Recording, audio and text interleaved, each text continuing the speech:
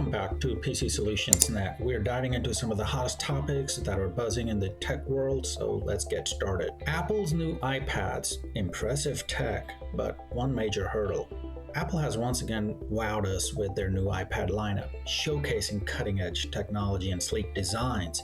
However, experts point out that there's still one significant obstacle preventing these devices from reaching their full potential. Stay tuned as we explore what's holding them back. It's no secret that Apple sets the bar high with each product release. The new iPads are no exception, boasting remarkable performance and features. But the question on everyone's mind is, what could possibly be the issue? We've got an exclusive interview with a tech analyst who sheds light on the situation. Google Pixel 8a, budget-friendly AI powerhouse. Moving on to Google's camp, the Pixel 8a is making waves as the most affordable gateway to Google's AI suite. With a familiar design and upgraded camera hardware, it's a déjà vu experience with a twist. The Pixel 8a promises to deliver Google's AI magic without breaking the bank, but how does it really stack up against its predecessors? We've got the inside scoop.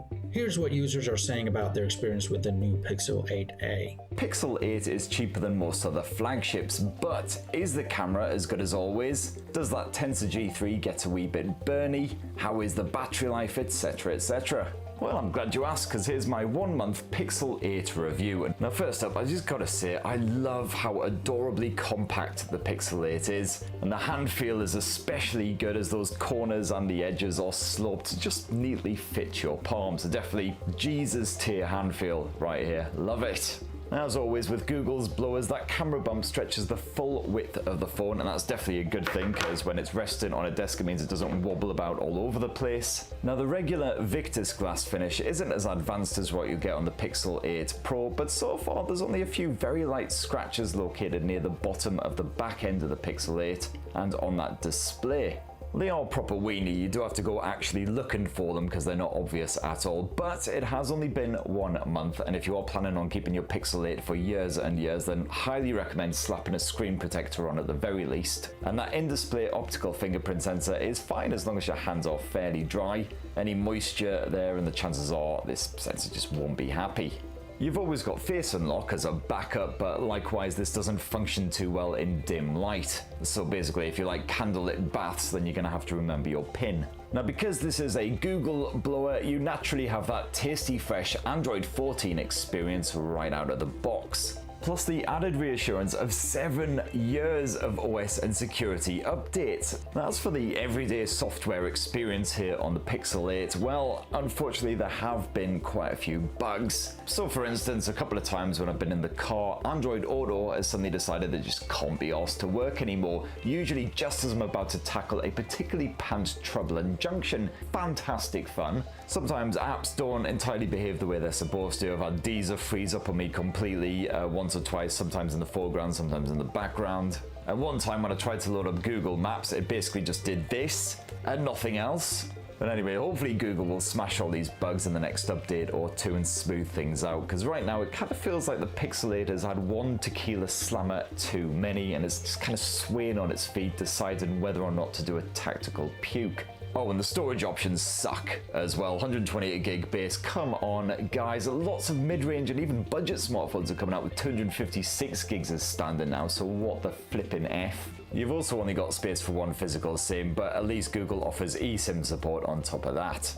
And while the Pixel 8 may max out at a mere 2000 nits, certainly not as bright as the Pro, but it is still eye-slappingly bright. I've had zero issues with visibility. Unless I've been trying to watch some Disney Plus stuff outdoors, I've found that can be a bit murky at times. As for the Pixel 8's stereo speakers, well, they're perfectly decent for a mini mobile like this. They're certainly loud enough when you max them out, so I can clearly hear a video or a podcast while I'm smashing together some fried goodies in the kitchen, and that audio quality is absolutely fine as well. And I've had bugger all problems when streaming over Bluetooth, absolutely fine to speakers and even headphones in really busy crowded areas out and about in London. Now when we turn to the subject of performance on a Pixel smartphones, that's where things start to get a bit nervy, and Pixel 8 is powered by yet another Tensor chipset, the Tensor G3, and that's backed here by 8 gigs of DDR5 RAM. And when it comes to just the general everyday performance, that Tensor G3 sadly isn't as nippy as the Snapdragon 8 Gen 2, which you'll find in most of the flagship smartphones from this year. And that itself has now been replaced by the 8 Gen 3, which you'll find stuffed into flagships before the end of the year. Gaming is where it all falls down a bit compared with some flagship rivals. That frame rate is noticeably weaker when you max out Genshin Impact's visuals, for instance. It's generally fine, but the Pixel 8 does stumble and judder occasionally. You're best off maybe lowering the graphics settings if you want a perfectly fluid frame rate at all times. Plus, Google's gaming mode is, to put it politely, still rather basic compared with what you get on quite a lot of other smartphones. And then of course there's the subject of overheating, because Tensors of the past are notorious for getting hotter than the insides of a freshly baked Ginster's pasty. And the connectivity's generally been fine on the Pixel 8 this past month, but occasionally it can just be a wee bit slow when you're waiting for a website to load or a podcast to download. This is all on mobile data, it's been fine on Wi-Fi. The Pixel 8 is almost fully drained, you plug it in, even with fast charging enabled, it'll still take you about an hour and a half to get a proper full battery again. And that is a real shame compared with some Chinese rivals which can fully charge in like 20 minutes from drain, so you can just bung a cable in them in the morning when you stagger up. By the time you've dragged a shaver across your face, brushed your teeth and everything, it's fully charged again. Whereas this bad boy, I usually just slap it on a wireless charging pad overnight. Thankfully you've got that adaptive charging tech, so hopefully it won't balk the battery health over time.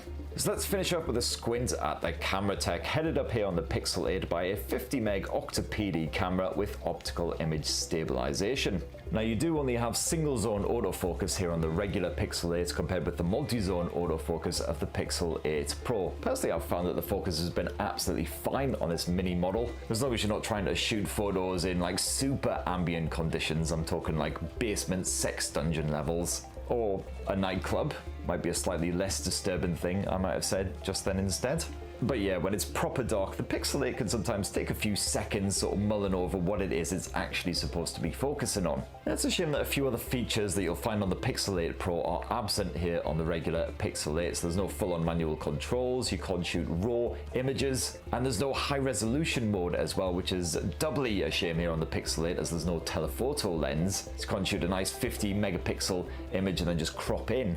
And yeah, that telephoto shooter has been a big miss here on the Pixel 8. This phone tops off at 8 times zoom, and even then things get grainy when you punch in above the sort of 2 or 3 times mark. You've also got a more basic 12 megapixel ultra-wide angle shooter on the Pixel 8, but this still does a fine job when you need a different angle. As for video, where you can shoot up to 4K Ultra HD home movies, you got some decent stabilization on here and excellent audio capture too. There's all of today's tech trends. Make sure to hit the like button, subscribe, and ring the bell for more tech news updates. See you in the next one.